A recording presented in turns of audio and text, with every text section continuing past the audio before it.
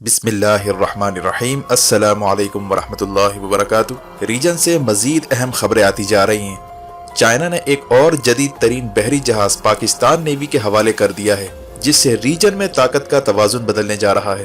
جبکہ ترکی کے army chief نے جنرل باجوہ سے اہم ملاقات کی ہے، وہ بھی اس وقت جب ترکی S-400 کے مقابلے میں اپنا ایئر ڈیفنس سسٹم منظر عام پر لانے جا رہا ہے اور ترکی اور پاکستان کے درمیان ملٹری شراکت نئے لیول پر جا رہی ہے۔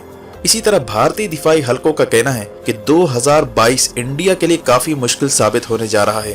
چائنا کا نیا بارڈر لا 1 جنوری سے نافذ ہونے جا رہا ہے، جس کے تحت چائنا ڈسپیوٹڈ علاقوں کو حاصل کرنے کے لیے بھارت کے خلاف فوجی طاقت کا استعمال کر سکتا ہے۔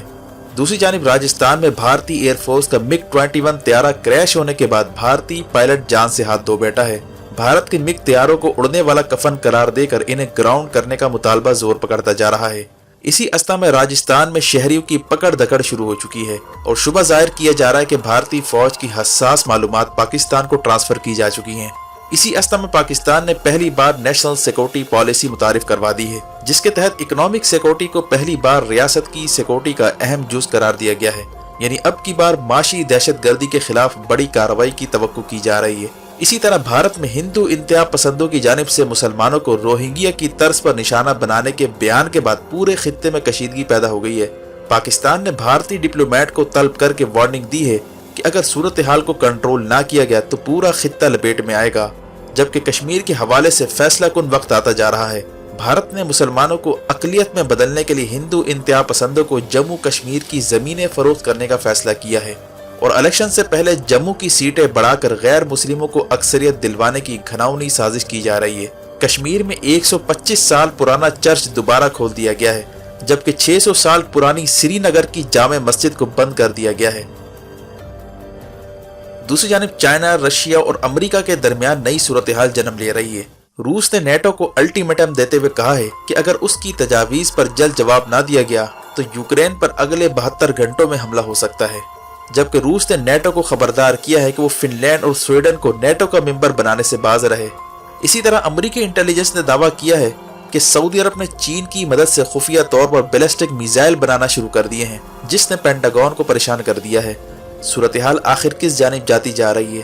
مزید تفصیلات میں جانے سے پہلے اصلیت ٹی وی کو سبسکرائب کرتے ہوئے بیل آئیکن پر کلک کریں تاکہ ہر آنے والی ویڈیو کا نوٹیفیکیشن آپ کو بروقت مل سکے۔ ناظرین کرام، خطے کے حالات کے پیش نظر پاکستان نے اہم تیاریاں شروع کر دی ہیں۔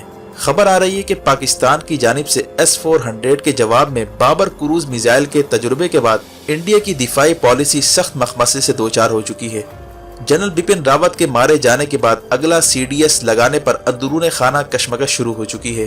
بھارت کے ڈیفنس انالسٹ سمیر پٹیل کا کہنا ہے کہ ملٹری ریفارمز کا معاملہ لٹک چکا ہے، کیونکہ CDS جسے چیف آف ڈیفنس اسٹاف کا عہدہ کہا جاتا ہے، اس پر کسی کو اپوائنٹ نہیں کیا جا سکا، جس کا کام تینوں مسلح افواج کے ساتھ کمیونیکیٹ کرنا ہوتا ہے۔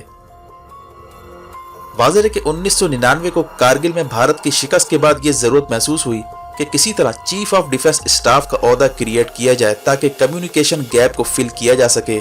چنانچہ 20 سال کے بعد جنرل بپن راوت کو یہ عہدہ سونپا گیا، لیکن ہیلی کاپٹر حادثے میں بپن راوت کی ہلاکت کے بعد بھارت کی ملٹری ریفارمز ملتوی ہو چکی ہیں اور ہیلی کاپٹر حادثے میں واحد زندہ بچ جانے والے گروپ کیپٹن ورون سنگھ کی ہسپتال میں پراسرار ہلاکت نے بھی کئی سوالات کھڑے کر دیے ہیں، جس سے اندازہ ہوتا ہے کہ حادثے کی کہانی کو دبانے کی کوشش کی جا رہی ہے۔ اسی اثنا میں یہ بھی اطلاع آ رہی ہے کہ انڈیا کا MiG-21 نامی طیارہ راجستھان میں گر کر تباہ ہو گیا ہے، جس میں ونگ کمانڈر ہرشیت سنہا کی ہلاکت ہوئی ہے۔ اس صورتحال نے بھارت کو ایک اور بڑا دھچکا پہنچایا ہے۔ واضح ہے کہ یہ واقعہ جیسلمیر میں پیش آیا ہے، جہاں پر حال ہی میں بھارتی فوج کی مشقیں بھی کی گئی اور پہلی بار جنگی جہازوں کو لینڈ کروانے کے لیے ہائی وے بھی بنایا گیا تھا۔ انڈیا میں روسی ساختہ MiG طیاروں کو فلائنگ کفن بھی کہا جانے لگا ہے اور ان طیاروں کو ونٹیج طیارہ قرار دے کر انہیں گراؤنڈ کرنے کی باتیں بھی ہو رہی ہیں تاکہ امریکہ یا فرانس سے نئے طیارے خریدے جائیں۔ لیکن انڈیا کے لیے مشکل یہ ہے کہ اس نے روس سے S-400 خرید کر امریکہ کو ناراض کر دیا ہے۔ امریکہ اس موقع پر کسی طور پر بھی F-35 یا 4+ جنریشن طیارے انڈیا کو نہیں دے سکتا جب تک بھارت کے پاس S-400 موجود ہے۔ جبکہ امریکہ نے انڈیا کے اندر انسانی حقوق کی خلاف ورزیوں کو لے کر ہائیسٹ لیول پر بات کرنے کا بھی اندیہ دیا ہے، جس نے امریکہ اور انڈیا کے تعلقات میں تلخی کو اجاگر کر دیا ہے۔ یہی نہیں بلکہ امریکہ کی حالیہ رپورٹ میں خالصتان کو دہشت گرد تنظیم ماننے سے انکار کر دیا گیا ہے۔ امریکہ کا کہنا ہے کہ خالصتان جو سکھوں کی تنظیم ہے یہ کسی طور پر بھی دہشت گردی میں ملوث نہیں ہے۔ اس رپورٹ سے بھی انڈیا کو کافی مایوسی ہوئی ہے۔ انڈیا اب امریکہ یا مغربی ممالک سے یہ مطالبہ نہیں کر سکتا کہ خالصتان پر پابندی لگائی جائے، جبکہ دوسری طرف چائنا نے جدید ترین بحری جہاز ٹائپ 054A پاکستان کے حوالے کر دیا ہے۔ یہ تیسرا بحری جہاز ہے جو پاکستان کو دیا جا رہا ہے، جبکہ ٹوٹل 4 بحری جہاز پاکستان نیوی کو ملنے جا رہے ہیں، جس کے بعد سمندری محاذ میں طاقت کا توازن برقرار رکھنے میں مدد ملے گی۔ پاکستان کو ملنے والے یہ بحری جہاز دراصل ایئر کرافٹ کلر کہلاتے ہیں، یعنی یہ بحری بیڑے تباہ کرنے والے میزائلوں سے لیس ہوتے ہیں، اس لیے انڈین نیوی ان بحری جہازوں کو لے کر کافی پریشان ہے۔ پاکستان کے پاس PNS تغرل اور PNS یرموک آ چکے ہیں اور ترکی سے بھی بحری جہاز آ رہے ہیں۔ پاکستان نے نیوی کو ماڈرنائز کرنے کے لیے ہنگامی اقدامات شروع کر رکھے ہیں۔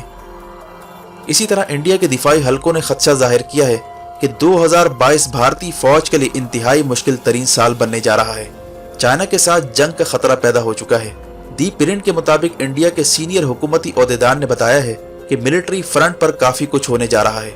China new world order create کر رہا ہے اور وجہ یہ بتائی جا رہی ہے کہ 1 جنوری 2022 کو چائنا کا نیا قانون بارڈر پر امپلیمنٹ ہونے جا رہا ہے، جسے لینڈ بارڈر لا کہا جاتا ہے۔ اس نئے چینی قانون کے مطابق چائنا کی تمام زمین مقدس تصور ہوگی۔ اس کی خود مختاری کے لیے ایک ایک انچ کا نہ صرف تحفظ کیا جائے گا بلکہ مقامی فورسز کو فوجی طاقت استعمال کرنے کی بھرپور اجازت ہوگی۔ چائنا کی بارڈر پولیس اور پیپلز لبریشن آرمی دونوں کو یہ قانون پورا اختیار دیتا ہے کہ وہ دشمن کی اشتعال انگیز کارروائیوں سے نمٹنے کے لیے کسی بھی حد تک جا سکتے ہیں، چاہے دشمن کی ٹیریٹری کے اندر کیوں نہ گھسنا پڑے۔ یہ قانون چونکہ 2022 کے آغاز سے نافذ العمل ہونے جا رہا ہے، اسی لیے بھارت کے اوسان خطا ہو رہے ہیں۔ اب چائنا اس قانون کے تحت انڈیا کے خلاف یونیلیٹرل ایکشن لے سکتا ہے اور یہ آرٹیکل 370 کا مؤثر ترین جواب بھی سمجھا جا رہا ہے۔ یعنی جس طرح بھارت نے یک طرفہ قدم اٹھاتے ہوئے کشمیر اور لداخ کو یونین ٹیریٹری بنانے کا اعلان کیا، جس پر چائنا کے بھی سخت تحفظات تھے، اب چائنا یک طرفہ قدم اٹھاتے ہوئے نیا بارڈر لا پاس کر چکا ہے، جس کی مدد سے چائنا کی فوج لداخ، اروناچل پردیش، اتراکھنڈ کے علاقوں میں یک طرفہ فوجی کارروائی کر سکتا ہے، کیونکہ چائنا ان علاقوں کو چین کا حصہ مانتا ہے۔ اور کہا جا رہا ہے کہ چائنا نے اس کی ریہرسل مئی 2020 میں اس وقت کی تھی جب گلوان ویلی میں بھارت کے 20 سے زائد فوجی چائنا کے ہاتھوں مارے گئے تھے۔ اب یہی کچھ 2022 میں بھی ہونے جا رہا ہے،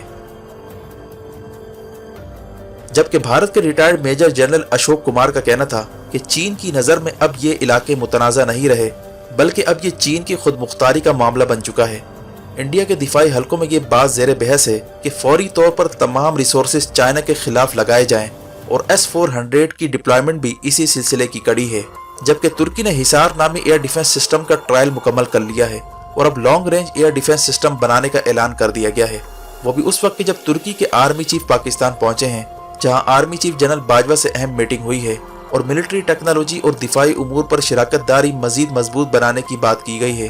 واضح ہے کہ چائنا کے بعد ترکی وہ ملک ہے جس کے پاس روس کا S-400 موجود ہے، اور پاکستانی ماہرین ترکی میں S-400 کا جائزہ لے کر اس کے خلاف نئی حکمت عملی تشکیل دے سکتے ہیں، اور عین امکان ہے کہ جلد ہی پاکستان اور ترکی مل کر نیا ایئر ڈیفنس سسٹم منظر عام پر لے کر آئیں۔ اسی لیے آنے والی صورتحال اہم مرحلے میں داخل ہوتی نظر آ رہی ہے۔ ویڈیو دیکھنے کا شکریہ۔ ویڈیو پسند آنے پر لائک کر کے شیئر کیجیے اور کمنٹ سیکشن میں اپنے خیالات کا ضرور اظہار کیجیے۔ اپنا اور گرد و نواح کے لوگوں کا خیال رکھیں۔ فی امان اللہ۔